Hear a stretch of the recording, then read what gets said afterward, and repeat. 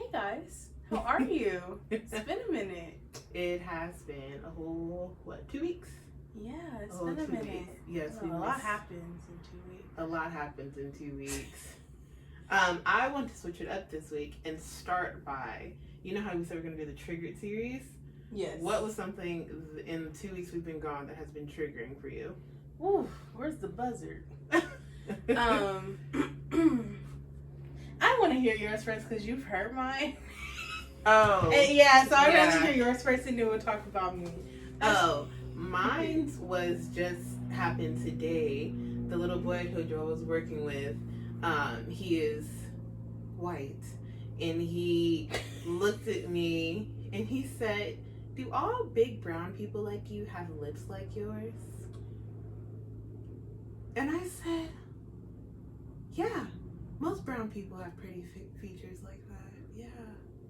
But he was just like, "Were your lips ever?" Said big. Yes, he said big brown people. Big brown people. And then he was just like, "Have your lips ever been my size?" And he's Caucasian. I said, "Oh no, they've never been that." A child. Yeah, but I said they've never been that small, baby. Been full for forever. Period. But I was just. But I was just. Really say No, he was so fascinated. He kept looking at my hand. He was like, "Oh my god, how'd you get your hand like that?" Because my lines are darker. He's really pale. And he was just asking so many questions.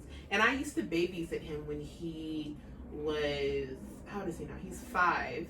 So maybe 2 years ago, I used to babysit him a lot, but I guess he hadn't formed the questions yet. But yeah, I thought that was really interesting. And it was just slightly triggering because I was just like, "Where's your mom?" And his mom was my professor at UCLA, and she was teaching us culture and diversity. And so I thought that was really ironic and slightly triggering because the first day I ever met her and I found out she was going to be my culture and diversity teacher, this little blonde white-haired girl. She's a little blonde-haired white girl. No, she is. And so that was the very first conversation. That was the very first conversation we had in the class. As soon as she walked in, that was her first lesson about talking about why she is this blonde-haired white girl teaching us diversity and inclusion. A lot of them do that. They feel the need to assert themselves. Yeah, no, but it makes sense because I was in my head, I wanted to walk out the class. I said, "Oh, I didn't sign up for this." You know what I'm saying? Tell me about me. Yeah, I was like, "You're not going to tell." Exactly, but I thought that was triggering and very ironic that her child had so many questions in reference to me. But it happened the way it happened. So yeah, that was slightly triggering today. What was your triggering? It reminds me of the kids they told me about at the school. Yeah, I literally his mom also works at that school too, so it's a mess. But yeah, that's what happened, y'all. What was your trigger moment in the past 2 weeks? So I don't know if y'all ever been to Holy Roly ice cream on Melrose, but y'all know it's white people went out there basically. Not in a bad way, but So we're having cousin night. And we've never had the rolled up ice cream, where they do the scooping and then they roll it. Never. Well, Yeah. you get the picture. Yes. So, we've tried it for the first time. Cool. We standing there and there's this white couple that comes in and they refuse to walk up on us. Basically, I can tell they're staring at us from the door. So they're staring at us from the door and they go sit down at the bench near the door. We order, they don't even get up to order at all. They wait, literally wait, and they're staring at us the entire time, especially the wife or whatever she was, especially her, and it just started aggravating me because I am a person, I don't like staring, I don't even like when kids stare at me, so when you stare at me, it aggravates me, but on top of you being white, and I feel like I know why you're staring at me so hard, especially with disgust. It's not a great feeling for me or anybody else around me. Mm-hmm. So it was bothering me because I'm just you're looking at my entire family and more so my family. There's nothing disgusting about my family. Yeah.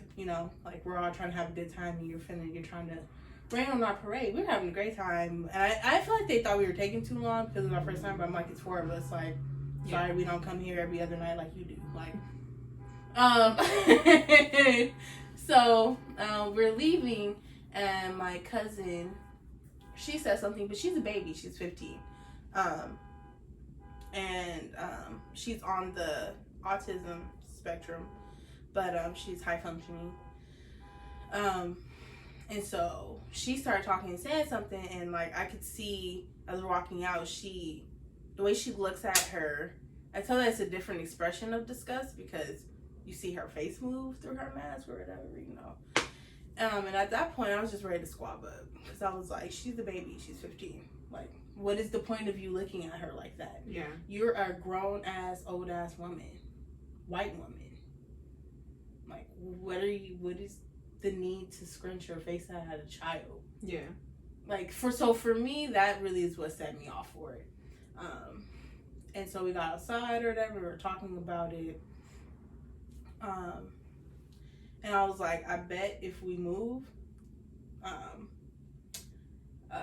they gonna leave, basically. And so they ended up getting their ice cream and sitting back down, but like she kept looking behind at the window and we were still sitting there, and I was like looking in the window at her like, I'm not leaving. And I said, let's do this little experiment. So we moved. Guess what? They came out. And I said, wow, the caucasity. The caucasity of it all. And it's just sad. It's just really sad. Like the climate that we're in, it's just a really sad thing that my skin color is so disgusting. Mm-hmm. For you to feel like you gotta separate yourself in an establishment, or even feel like you can't. Yeah, like you can't move because I'm in this space.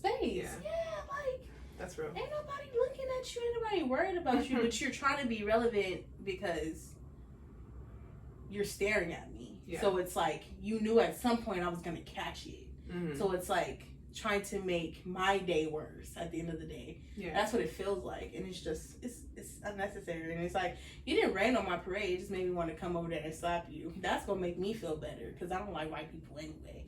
And that's a relative. That's me relative. Yeah, I was like, let's clean it up real quick.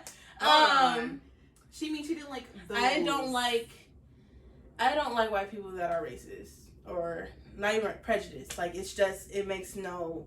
Yeah. For what? I'm not a prejudiced person. Y'all, just those white people are just a different breed. I don't know. Different breed of people. But yeah, that's my triggering moment, stay tuned. We're going to get a little, that makes it sound. Do that again. We're going to get a little. It's going to be like a whole segment. But yeah, we're very excited for that. But yeah, that's my triggering moment. I'm talking about purpose. Mm-hmm. Yeah. Today. And lack thereof, or having a purpose, finding a purpose, what? All the above. Mm-hmm. I think for me specifically, I've lost mine.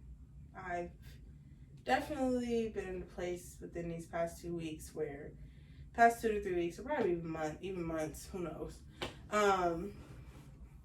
where I just feel like I've lost like all drive.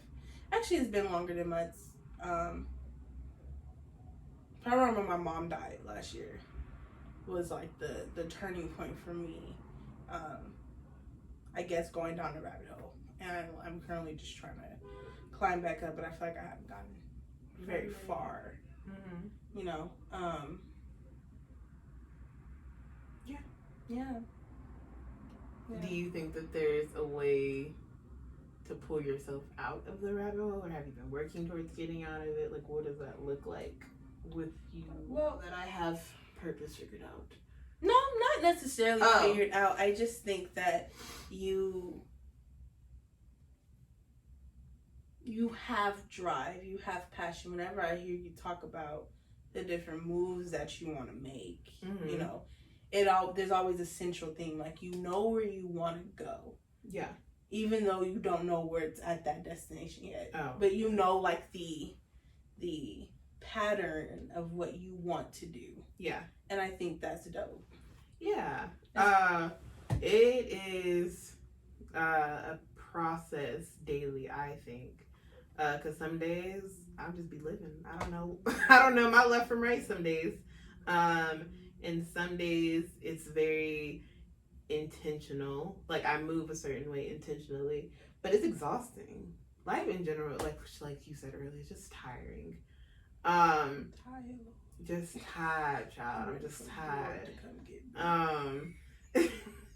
Not Lord.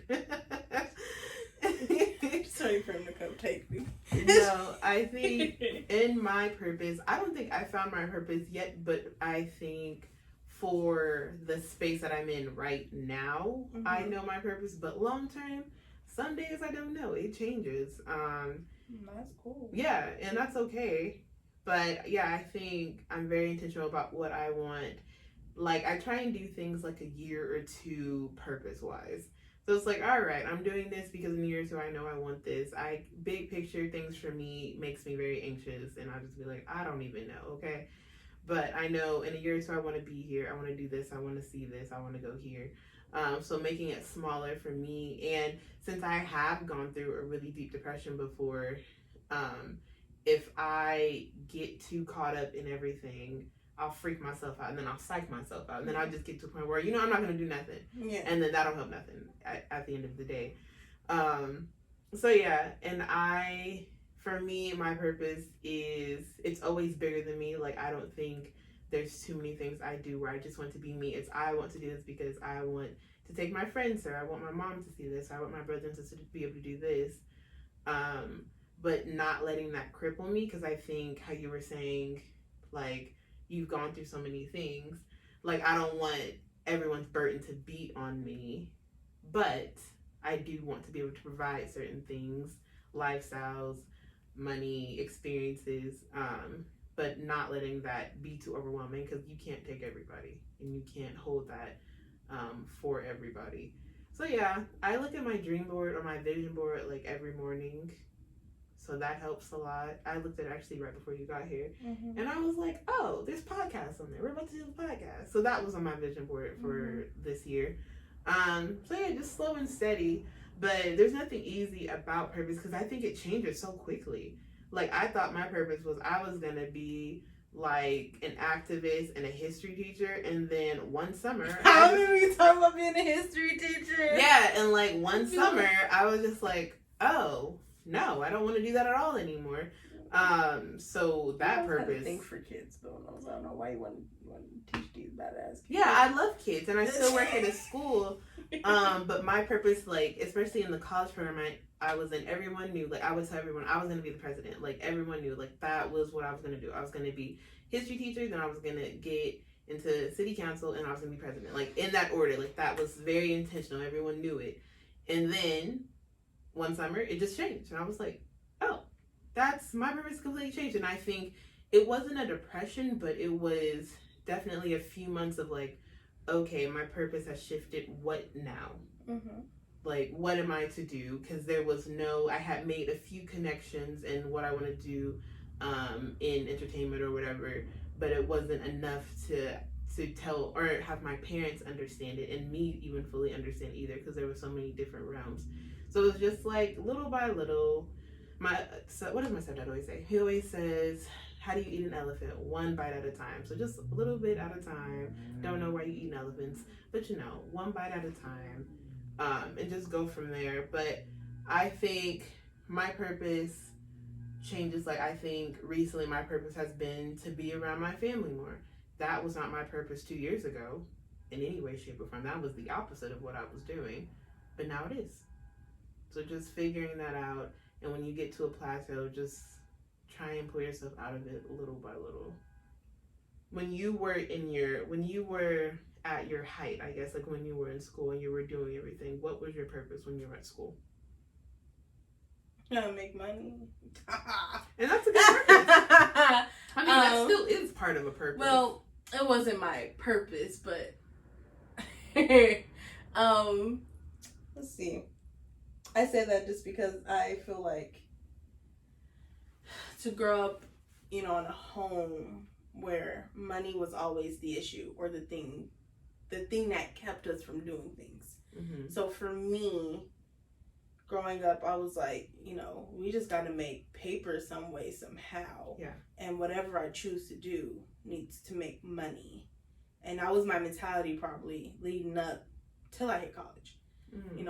I hated being told I can't do this because of money. It wasn't because my grades were bad. It wasn't because I was, out here on the streets, yeah, and my parents didn't approve of it. It was money. And my purpose is, not my purpose, but a big picture thing for me at the end of the day was I've always wanted to give my mom a house, my family property, you know, where if something did pop off and something did go wrong, you know, you don't gotta outsource, you know, for things. You can insource.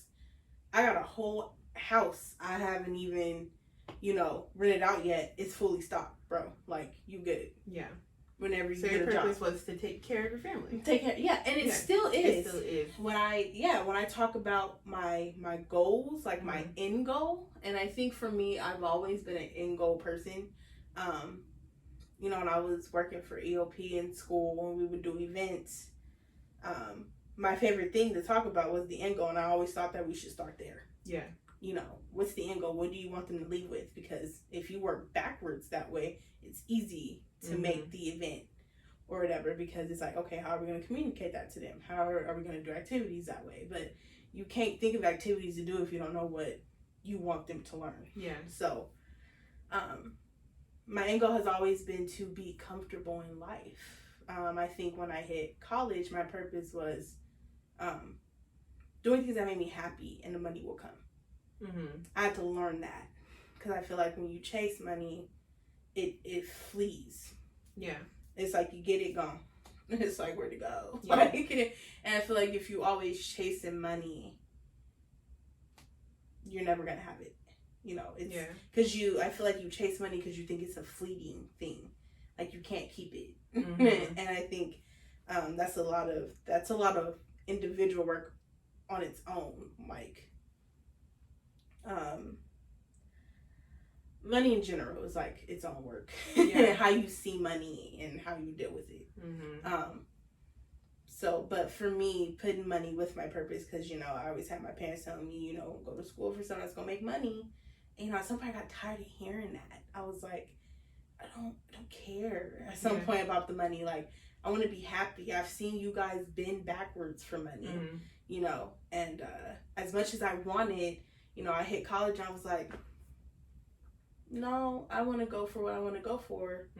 And that's when my relationship with God got better.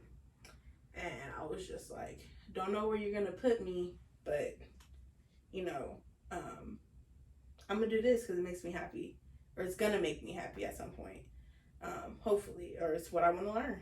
Yeah. I don't want to go to school and be in business classes and stuff. Like, that just seemed like it just didn't seem like a, what's the word I'm looking for? It just didn't seem like, who wants to go to school miserable? Like, going to school is already miserable. It's already hard. Like, and to like hours and days that you don't want to do. I gotta walk across campus to go to a class I don't even want to learn about the subject that you're teaching about. Like, you know, and I think the push for me to get out of bed was to go, dang, my psych class finna be dope today. Dang, we finna learn about how criminals' minds work or whatever. Like, that shit is dope to me. So for me, yeah, at the height in my college years, it was, the vision was to work in something I want to do and feel like I'm never working a day in my life and be comfortable. I think to some extent it still is. It's just learning what that is again. At that point, I wanted to be a social worker, but then I became a senior and was like, you know what? Not for me. You know, I take on people's emotions. Like, I'm very sensitive to how people feel. I've had a social worker before growing up, and the only two that I liked were ones that actually got personal with me. And I think in a job like that, you're supposed to be impersonal because you see so many people. And I never agreed with that. And I just think it's heavy work. And I would go home with my work at the end of the day. I don't want to do that. I don't want to be in a job where I feel like, or maybe that's just something I have to work on for myself, and being able to create boundaries for myself so I don't go to work. But you know, it's just some things are hard. Like in social work, you hear about kids being raped, you hear about kids being beaten and stuff, and it's just like so sad. The things that you can hear about. And I used to have conversations with my social worker, and you know, she wouldn't tell me names or anything, but she'd be like, you wouldn't believe the things that the cases that have come across my desk. Like, it can make you lose hope in humanity really quickly. Yeah. So at that point, I didn't want to be a social worker no more. I was just like, I'm cool, but I still want to help people. Maybe open up my own practice. Who knows? And I think that's a big part of your purpose is helping people. Mm-hmm. That's always been you. That's just very much so who you are at your core. Mm-hmm. So that makes sense. Oh, my center, like in Rise of the Guardians. Have you seen Rise of the Guardians? Because when you said it, it made me think of when he took Jack into the room and Santa was, he was like, I don't know what you call those dolls. I think they're like Russian dolls, and it's like ones, and you know what? You see how she treat me? Like, that was like a real life moment for me. I didn't like, say anything. I felt you didn't have to. You looked at the camera like, you're just so rude. Like, what is your center and what is your purpose in this moment? Like, we'll just end it at that. Okay. So what is your center and what is your purpose? My center, I don't know. Or for the upcoming week or for the upcoming month, because it's the beginning of the month, basically. It so is. For this month, what is your purpose? Because it can change. And what is your center? What do you think I am at the core of myself? I think at the very core, I just want the best for people. Mm-hmm. I want, if I can shed a little light, have a little, be that little light at the tunnel, that makes my day. Yeah. In any way, shape, or form. I really think that's the core of who I am, no matter who you are. Purpose for this month? I think to really get like a handle on my health. Like, moving my body more. I miss, there's a lot of things I actually really miss. I miss dancing. Like, miss dancing. I've been wanting to take dance classes and everything. Moving my body more, learning more about cooking. I'm a baker, not a cooker. Yeah. But I've had some wins this week with cooking. I made some bomb homemade Alfredo. I gotta make it for you. Fire.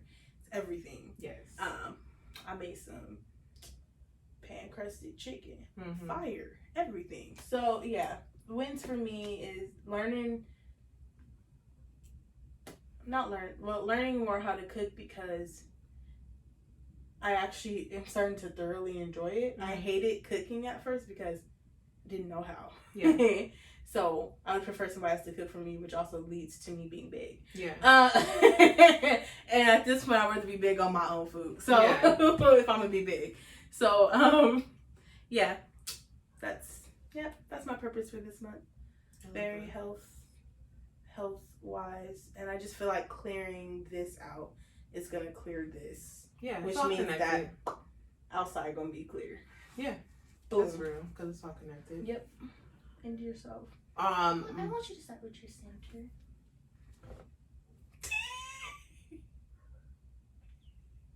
She hates me.